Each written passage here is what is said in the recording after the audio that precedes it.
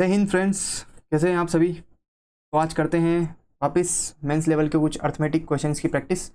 ये हमने पिछली क्लास में किए थे, तो नेक्स्ट देखते हैं। ये वाला क्वेश्चन देखो, एल्जेब्रिक क्वेश्चन है कुछ अच्छा सा। Let's see. पी एन के आर कंसेक्यूटिव प्राइम नंबर्स, जिसमें पी जो है वो बड़ा है के से, और पी जो है वो 7 से छोटा है लेकिन 5 नहीं है। तो ऑब्वियसली प्राइम नंबर 2, 3, 5, 7 यहीं से शुरू होते हैं, जिसमें से वो 5 नहीं है, 7 नहीं है और कंसेक्यूटिव है। तो के की वैल्यू मुझे यहाँ से मिल गई 2, पी की वैल्यू मुझे यहाँ से मिल गई कितनी 3, और एम जो है वो 2 के है, तो एम जो है वो कितना हो जाएगा 4। ये भी स्टेटमेंट यूज़ कर ली। अब यहाँ पे पी, मतलब ये वाली इक्वेशन अपन सोल्व कर रहे हैं। पी अपने को वैल्यू मिल गई है 3, और 1/3% ऑफ 3 मतलब 1 प्लस 50% ऑफ के मतलब 1 is equal to L into 120 यानी 6/5। ठीक है, तो 1 2 2 3 दूनी 6, तो 6 से 6 कट जाएगा, और एल की वैल्यू मेरे पास कितनी आ जाएगी, यहाँ से 6 से 6 कट जाएगा ना, देखो 6 एल 6/5, 6 से 6 गया, एल इधर आ जाएगा तो 5। तो मेरे पास इंडिविजुअल वैल्यू इन सब की आ गई। के की वैल्यू आ गई 2, पी की वैल्यू मेरे पास आ गई है 3, एम की वैल्यू मेरे पास आ गई है 4, और एल की वैल्यू मेरे पास आ गई है 5। ठीक है, ओके, इसके ऑप्शन लिख लो।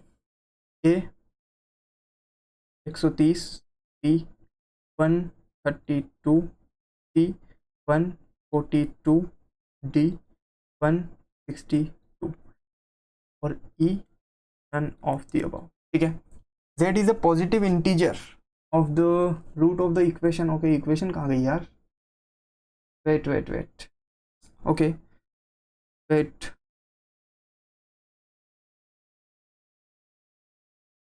हाँ सो आप इक्वेशन ये लिख लो। इक्वेशन होगी इसकी, इक्वेशन है z is the positive integer of the p into k into l into x plus k cube p minus k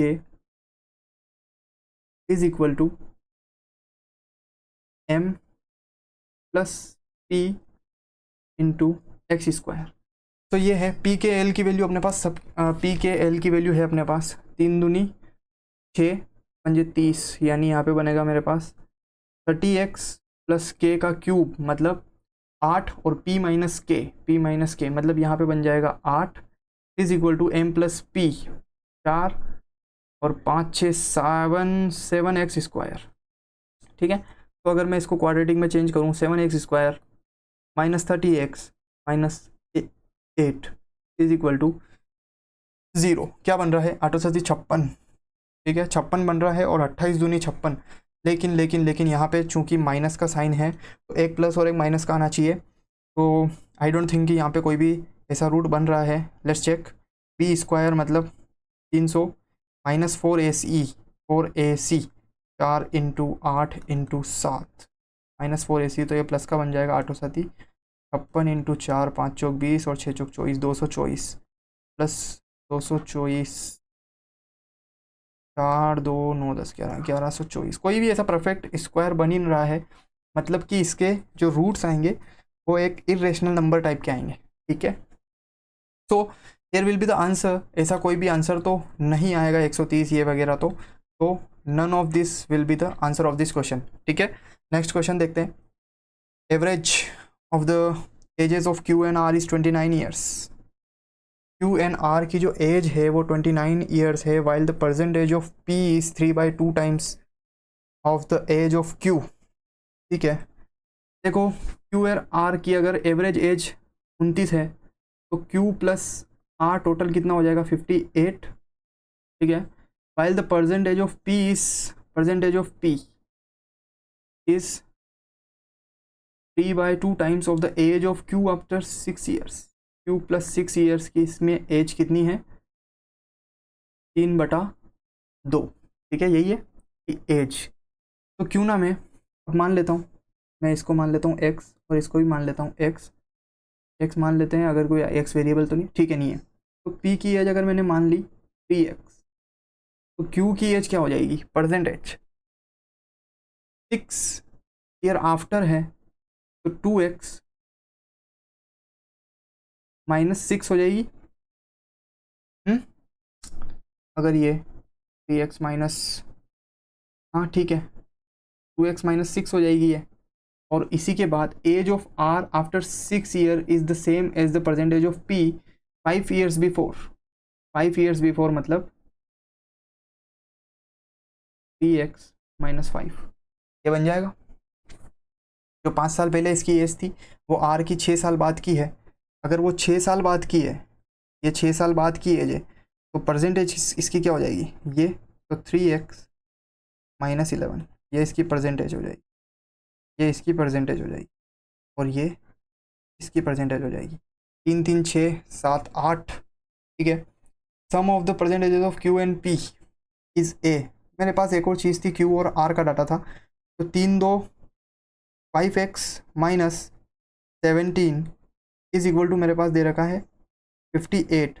तो ये इधर जाएगा प्लस का बन जाएगा 50 60 और 65, यही बनेगा 50 60 65 नहीं 75 बनेगा, 75।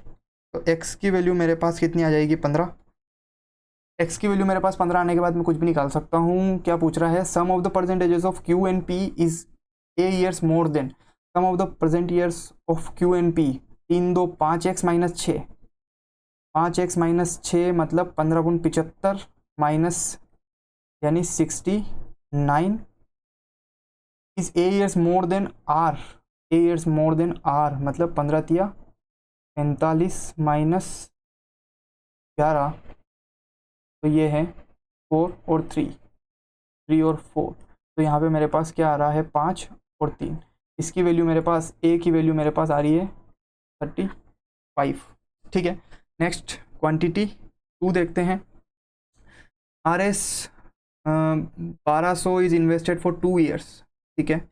ये 1200 है जो कि टी टाइम के लिए, जो कि 4% की रेट पर इंटरेस्ट, एंड 4000 एक और है अमाउंट मेरे पास 4000 जो कि 10 सालों के लिए, जो कि 3% की रेट पर दिया जाता है। Total amount earn on the former, यानी इस पहले वाले पे 2800 लेस है किससे, जो अमाउंट इससे मिला है। तो अमाउंट मुझे इससे कितना मिलेगा 10% मतलब 30% मुझे इससे मिल जाएगा, यानी 30% मतलब कि 4000 का 13/10, 13 5200 मुझे इससे अमाउंट मिल जाएगा, इस वाली से अमाउंट मिल जाएगा। अगर मुझे इस वाली से अमाउंट मिल गया 5200, तो ये फर्स्ट वाली का अमाउंट जो है इससे कितना लेस है 2800। तो ये मेरे पास 4 और इसका अमाउंट आ गया मेरे पास फर्स्ट वाली स्कीम का। फर्स्ट वाली स्कीम क्या थी, जब मैंने 1200 को टी टाइम के लिए 4% पे इन्वेस्ट किया तो मुझे 2400 का जो है ब्याज नहीं मिला, 2400 का जो है वो अमाउंट मिला। मतलब मुझे ब्याज कितने का मिला होगा 1200 का, मतलब मुझे ब्याज कितने का मिला 1200 का। तो 1200 से 1200 गया और 4/t, यानी टी की वैल्यू मेरे पास कितनी आ गई 25 एक तरीके से, ठीक है। तो here is the value of 2t यानी 50। तो quantity 1 is less than quantity 2, okay. Next question, okay. A and B started by investing certain amount of money in the ratio of इतना. At the end of 8 months, A invested 200 more and withdrew half of this announcement. Okay, ठीक है। A और B जो है वो business start करते हैं। A और B जो है वो बिजनेस स्टार्ट करते हैं और कितने में 5 और 7 में। Eight the end of 8 months A 2000 जो है वो और ज़्यादा इन्वेस्ट करता है, हाफ निकाल लेता है। तो यहाँ पे देखो 7 का मुझे हाफ करने में बहुत दिक्कत आएगी, तो मैं इसको ए और बी का जो अमाउंट है मैं इसको डबल कर देता हूँ, इसको और इसको डबल कर देता हूँ 14 एट द एंड ऑफ, और इनको एंट्री मेथड से करता हूँ तो 12 महीनों की इनकी एंट्री हो गई, ठीक है। इसके अलावा 8 महीनों के बाद ये 2000 डालता है तो बचा कितना 4 महीनों के लिए, और उसके अलावा ये जो है वो निकाल लेता है कितना, हाफ निकाल लेता है 4 महीने के बाद। तो ये 4 4 4 तिया 12, 4 तिया 12, तो ये बना कितना 10 तिया 30x प्लस 2000 और यहाँ पे बना 14 14 14 14 14 थी, अब 42 42 माइनस 7 यानी 35x। एक्स कहाँ से आया, इन सब के लग रहा था, ठीक है, रेशियो के थ्रू मैंने, सॉरी यहाँ पे नहीं, यहाँ पे, ठीक है। तो मैं इसको और काट सकता हूँ, यानी यहाँ पे बनेगा मेरा 6x प्लस 5 चौक 20x 400 और 5 7 30। ये बना मेरे पास इनका रेशियो, ठीक है। At the end of year 8% of the total amount profit goes to charity, ठीक है। प्रॉफिट का जो जो उनको प्रॉफिट हुआ उसमें से 8% तो है वो चैरिटी में चला गया, and the rest of distributed among them in their profit share. बाकी जो बचा वो प्रॉफिट शेयर के जो रेशियो है उसमें उनमें डिसबर्स कर दिया गया। Profit share of A is इतना है, कितना है, profit share of A is 5440, ठीक है। और 12,000 का टोटल प्रॉफिट है, 12,000 का टोटल प्रॉफिट है, उसमें से 8 चला गया तो यहाँ पे 92 बच जाएगा। ये ख़त्म, ये ख़त्म, 12 नी में 108, 12 नी में 108 जीरो, और 12 दूनी 24, 4 8 9 10 1 1 1 जीरो। ये बचा बाकी का प्रॉफिट। 8% जाने के बाद 11,040 रुपये जो बचे, 11,040 में से 5,440 तो ए का हो गया, तो इसका कितना हो जाएगा, 0066 006, और यहाँ पे 10 में से 5 जाएगा तो 5, 5600, सही है। 0 यहाँ से चला गया, 0 यहाँ से चला गया, 10 में से 5 जाएगा, 11,000, यही बन रहा है ना, 11,040 में से 5,440, अमाउंट यही दे रखा है ना अपने इसका, 5,440। तो यहाँ से 0, यहाँ से 0, यहाँ पे 6 और यहाँ पे 5, ठीक है, 5600 इसका अमाउंट और बचा है, जो कि बी को मिला होगा, ऑब्वियस है, ठीक है। टोटल प्रॉफिट जो था वो 12,000 का था, उसमें से मैंने 8% निकाल लिया और चैरिटी में दे दिया। उसके बाद जो बता 92% बना मेरे पास 11,040, जिसमें से मैंने ए का घटा दिया, ठीक है। तो मेरे पास बचा 5600 जो कि बी का प्रॉफिट है, कितने का, बी का प्रॉफिट है। और इन दोनों की रेशो यहाँ पे रही, ये 6x प्लस 4,000 के बराबर में है, 400 के बराबर में है, और ये 7x के बराबर में है। 1 0 से 1 0 कट जाएगा, 7 8 56, ये कट जाएगा, क्या ये 8 से कटेगा, 8 मान 16 24 8 चौबत्तीस 8 40 8 छंग 48 कटेगा, 10 8 छंग 48 अठोटी 64, ठीक है। तो ये 68x is equal to 60x plus 4,000, तो यहाँ पे बना 8x बराबर 4,000, x की वैल्यू मेरे पास आ गई 500। क्या पूछा है क्वेश्चन के अंदर, what is the difference between the initial amount invested by P N Q. P N Q के अंदर इनिशियल अमाउंट में से 4x का डिफरेंस आ रहा है, जो कि है 500, 5 चौक 20, 2,000।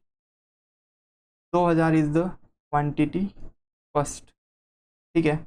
Let's solve the second quantity, sum of the cost price, ठीक है। इसके लिए थोड़ी सी मिटा देता हूँ ये वाला इस साइड का, ठीक है।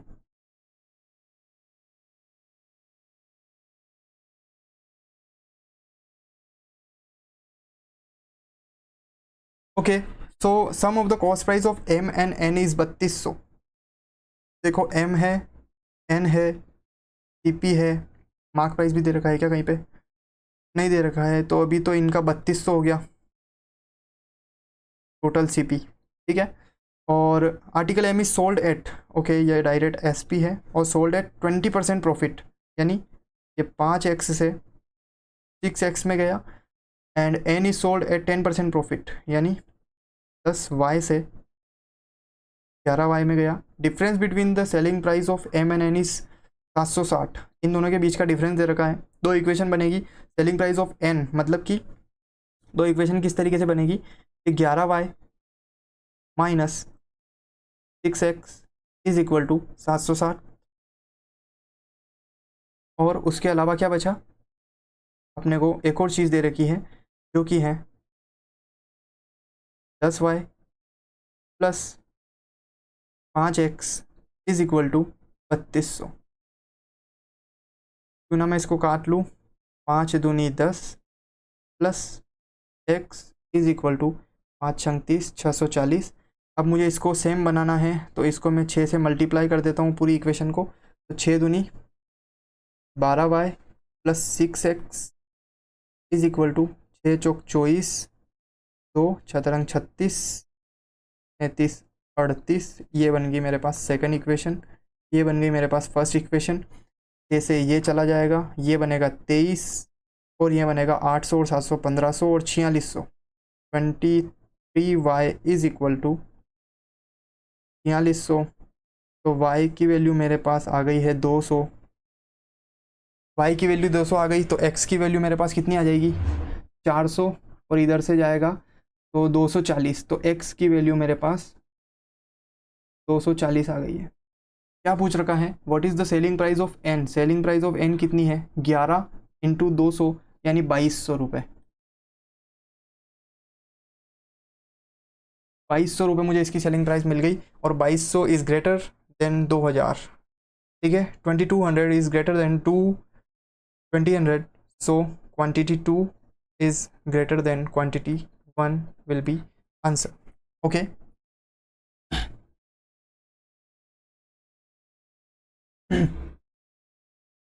हेलो, नेक्स्ट क्वेश्चन देखते हैं। ओके, स्लाइड फिनिश्ड, हो गए क्वेश्चन।